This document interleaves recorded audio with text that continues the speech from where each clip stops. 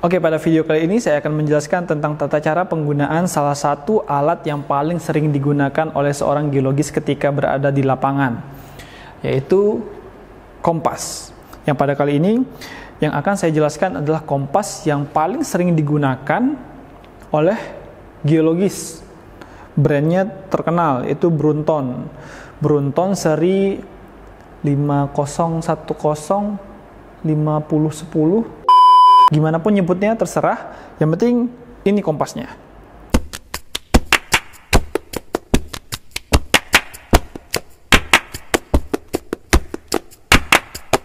Nah, kalau kita lihat dari luar, kompas ini mempunyai wadah kulit yang warnanya coklat. Ada yang coklat muda, ada yang coklat tua, ada yang juga yang hitam. Nah, jadi ada banyak macamnya. Yang ini sepertinya memang kulit asli yang digunakan untuk melindungi kompas apabila mungkin secara tidak sengaja ketika di lapangan kompasnya terjatuh. Nah, jadi wadah ini berfungsi untuk melindungi kompas ini. Nah, kenapa perlu dilindungi? Karena kompas ini mahal, jadi bahaya kalau rusak. Mari kita buka kompasnya. Nah, ini adalah kenampakan kompasnya kalau kita buka wadah kulitnya. Bentuknya seperti ini. Lah, jarumnya mana? Kompasnya mana? Oh, dibuka dulu ya. Oke. Bismillah. Nah, ini adalah kenampakan kompasnya kalau dibuka. Nah, jadi sebelum saya menjelaskan tentang tata cara penggunaannya, saya akan menjelaskan terlebih dahulu bagian-bagian dari kompas ini. Sebenarnya kalau kita bahas satu persatu tentang bagian-bagian kompasnya akan sangat panjang. Jadi yang akan saya jelaskan hanyalah bagian-bagian dari kompasnya yang menurut saya penting untuk diketahui ketika melakukan pengukuran di lapangan. Nah, jadi secara umum kompas ini bisa dibagi menjadi 3 bagian. Ada bagian kotak utama, ada bagian sighting arm, dan juga ada bagian penutup. Nah, ini yang menutupi kompasnya, gitu. Oke, kita akan bahas satu persatu. Yang pertama adalah kotak utama. Nah, ini adalah kotak utama yang mana di sini terdiri dari berbagai macam komponen. Salah satunya yang paling penting yaitu adalah jarum kompas magnet yang ada di sini. Nah, jarum kompas ini menunjukkan 2 arah, yaitu arah utara dan selatan yang berlawanan, yang nanti digunakan sebagai penunjuk arah yang akan kita baca ketika kita menentukan arah atau mengukur fitur-fitur lainnya. Nah, ini ada seperti ini. Oke, yang kedua ada leveling.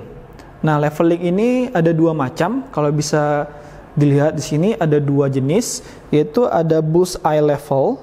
Yang bulat ini adalah bull's eye level, mata banteng, mata kerbau, atau bull's eye aja ya, bull's eye level. Dan juga yang satu lagi ada clinometer level. Nah, kalau bull's eye level ini digunakan untuk menentukan apakah si kompas berada dalam keadaan horizontal. Kalau kita gunakan seperti ini, nanti akan saya jelaskan lebih lanjut.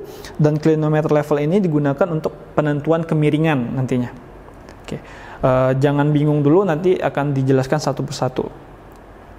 Dan yang juga penting di dalam kompas ini ada angka-angka nih yang bisa kamu lihat. Ini adalah graduated circle atau angka-angka yang merupakan bacaan yang akan ditunjukkan oleh jarum kompas dengan sistem azimut. Nah, sistem azimut ini berarti angka ini berkisar dari 0 derajat, 0 hingga 360 derajat. 0 derajat berarti adalah arah utara. Jadi acuan 0 derajat itu arah utara, bergerak 90 derajat ke arah kanan itu arah timur, 180 derajat itu arah selatan, dan 270 derajat itu arah barat. Nah, seperti itu. Selanjutnya bagian sighting arm. Ini seperti namanya, sighting itu membidik, arm itu lengan. Nah, jadi ini lengan pembidik. Jadi ini salah satu komponen kompas yang nantinya membantu kita untuk membidik ke suatu objek geologi atau objek lainnya lah yang ingin kita ukur atau yang ingin kita tentukan arahnya. Oke, sesimpel itu sih. Nanti mungkin lebih lanjut akan dijelaskan. Yang selanjutnya, bagian terakhir yang ingin saya jelaskan adalah bagian penutup. Di sini kalau kamu lihat, ini ada kaca. Kaca ini penting karena digunakan untuk memastikan agar make up kita tetap on point. Oke, biasanya sih digunakan kayak gitu, apalagi yang perempuan. Tetapi sebenarnya kegunaan dari cermin ini adalah untuk menentukan atau untuk membantu kita kalau seandainya bacaan di kotak utamanya tidak bisa kita baca ketika di lapangan. Mungkin karena keadaan tertentu, kotak ini tidak bisa kita lihat secara langsung. Jadi nanti kita akan menggunakan cermin ini untuk membantu kita membaca bagian dalam dari kompas. Nah, seperti itu ya. Jadi selain untuk memastikan make up tetap on point, untuk touch up, juga fungsi utama yang sebenarnya adalah untuk membantu kita dalam membaca apa yang ada di dalam kompas. Dan juga di dalam bagian penutupnya juga ada sighting window. Ini tempat ngintip ini nanti akan kita gunakan ketika kita menentukan arah atau untuk membidik. Oke, sekarang kita akan bahas tentang tata cara penggunaan kompas dalam mengukur strike and dip.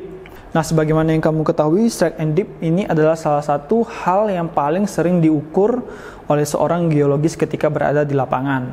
Jadi strike and dip ini bisa berasal dari pelapisan, sesarkah itu, kekar. Intinya segala fitur-fitur yang mempunyai bidang itu bisa diukur strike and dip-nya atau jurusan kemiringannya. Nah, kita juga bisa menggunakan kompas ini untuk mengukur strike and dip. Nah, untuk lebih jelasnya akan dijelaskan oleh rekan saya yang sekarang ini berada di lapangan. Silakan. Seperti yang kita lihat di sini, lapisan batuannya terlihat miring atau sudah tidak lagi horizontal, maka kita harus melakukan pengukuran.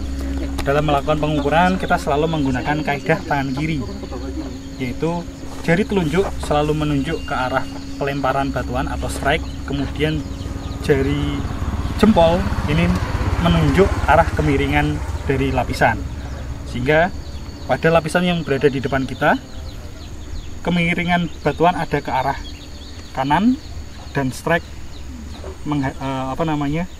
ke arah saya menghadap, sehingga nantinya pelapisan batuan adalah seperti ini.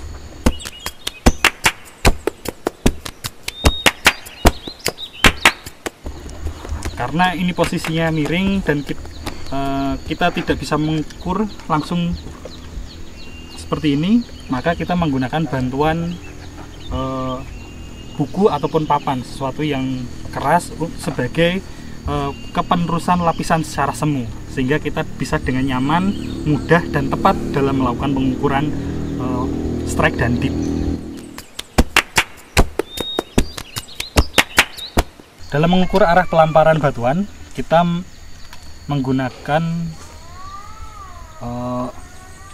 bagian east atau bagian timur dari kompas. Kita tempelkan pada papan ataupun buku yang kita jadikan lapisan semu. Kemudian kita garis atau kita gores bagian kompas pada buku. Kita atur dengan melihat bullseye atau mata bantengnya, kita posisikan ke bagian tengah sehingga berada tepat pada bagian tengah. Ketika dia tepat berada di bagian tengah, itu menunjukkan lapisan yang kita ukur mendapatkan arah pelemparan yang sebenarnya. Kemudian kita tekan, kita kunci bullseye-nya sehingga jarum kompas tidak bergerak. Kemudian kita baca.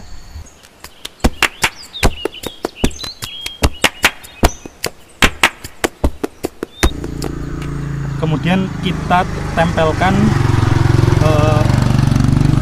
secara tegak lurus kompas untuk mengukur kemiringan lapisan batuan.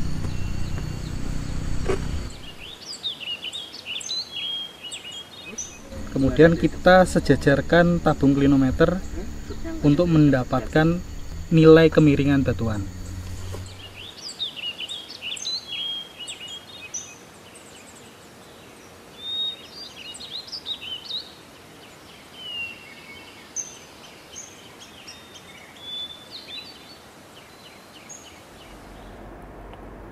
Oke, terima kasih kepada rekan saya yang berada di lapangan.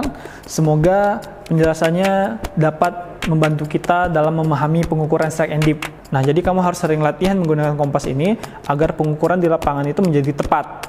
Mungkin cukup sekian cara penggunaan kompas Brunton 5010. Hah? 5010? Ada pertanyaan?